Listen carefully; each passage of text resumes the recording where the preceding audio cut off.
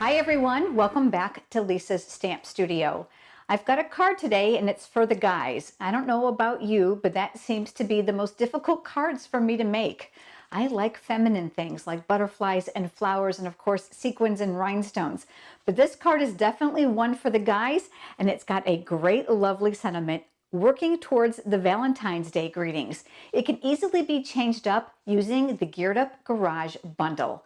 If you're here visiting from YouTube, you'll find a link down in the description of this video below that will navigate you over to the pictures and the cutting dimensions for this card. And while you're here, I'd absolutely love it if you would subscribe to my YouTube channel so that you don't miss the projects that I have coming up to share with you. Let's head over to the stamp table and let's get started on today's project. Here's a good close-up of the card we're going to be creating today. Look at that adorable little metal element that I added to this card.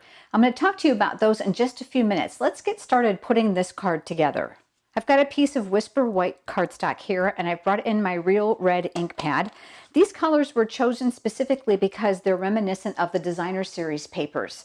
And I've pulled out the words that say, "You jumpstart my heart." Absolutely a great greeting for a loved one for Valentine's Day. That greeting comes from the Geared Up Garage stamp set, which is featured in the brand new Occasions Catalog. If you don't already have a Stampin' Up! Demonstrator and you would like a copy of the Occasions Catalog and the Annual Catalog, just leave me a comment below. I'll be happy to send those out to you complimentary.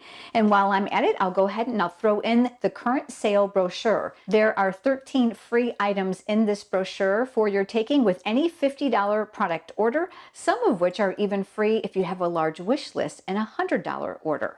The Geared Up Garage has multiple greetings in it so that you can make a selection of what you want your card to be reminiscent of. But I'm working on a Valentine's Day card today, so I'm going to go ahead and I'm going to ink up that greeting and I'll stamp it here, and we are going to die cut that. I've got my magnetic platform here and I'm going to put a clear cutting mat on the bottom. I am a fan of the magnetic platform because it helps hold my dies in place. It is not required. You can certainly use your multi-purpose platform. Next, I have my stamped greeting, and I've pulled out a die from the Garage Gears Thinlits, this little frame that's going to go here. I'm going to give you a quick look at these framelits.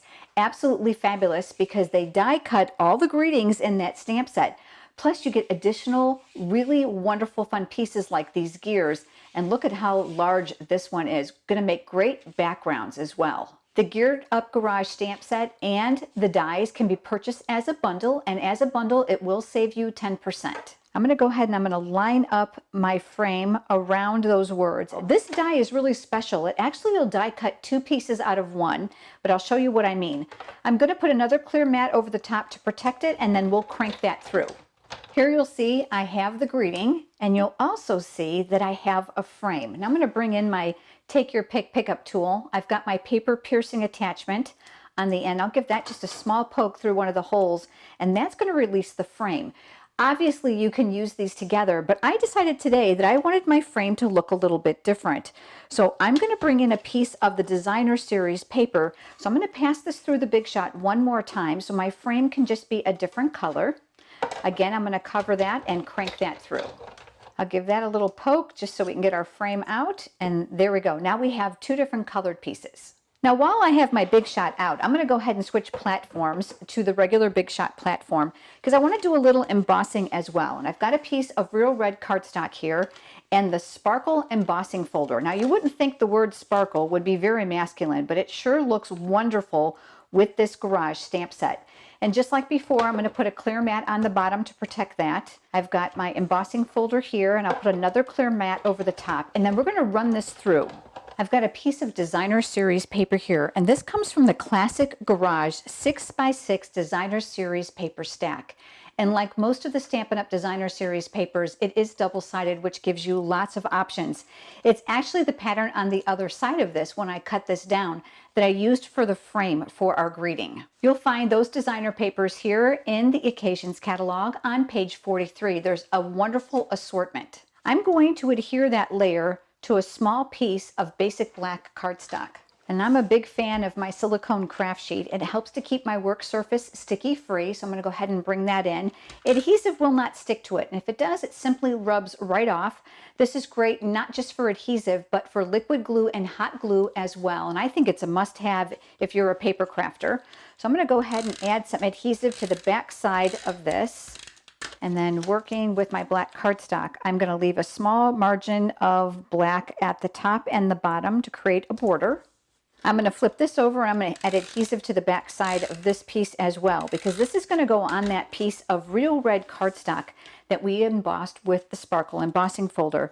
And I'm going to place this about 2/3 of the way towards the top. I'm going to leave the bottom half a little bit wider. Now I'm going to turn it over and I'm going to rub from the back, especially with embossed cardstock.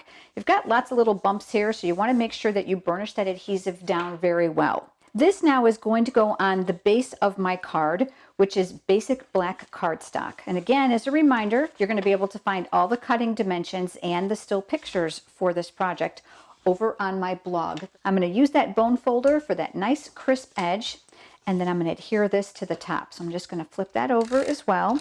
I'm going to add some adhesive in my four corners, and then I'll go ahead and center this on the front of my card base. And again, I'll flip it over and rub from the back. I am notorious for having ink on my hands, and if I do it from the front, I find that I get it transferred all over my card. So now we have that part finished. Remember that silicone craft sheet? Well, we're going to use it once again. I'm going to flip that frame over and I'm going to work on the wrong side. I'm grabbing my multi-purpose liquid glue, and that silicone craft sheet's going to come in really handy.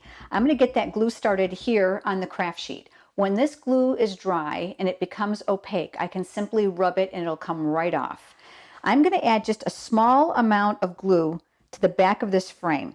It's really kind of small, and I find that glue dots didn't hold it in place very well.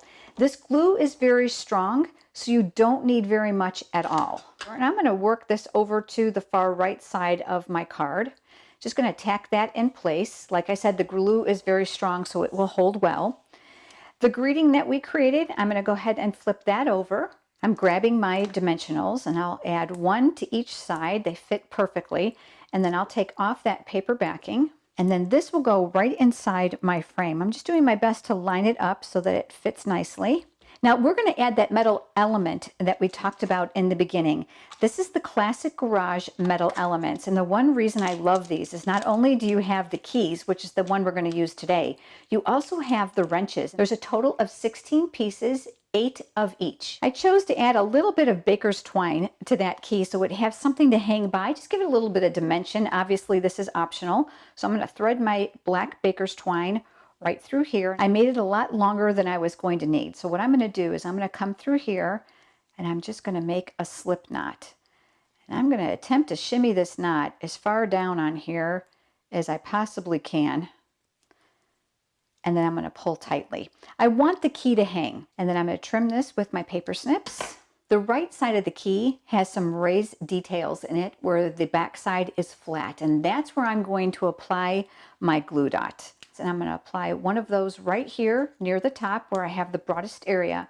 If you have any glue dot that's going to show, just go ahead and curl it down so that it's towards the back. And if you feel more comfortable, you can certainly add another one. I'll just go ahead and do that so I can show you that as well. And again, I'll wrap any width of that to the back side.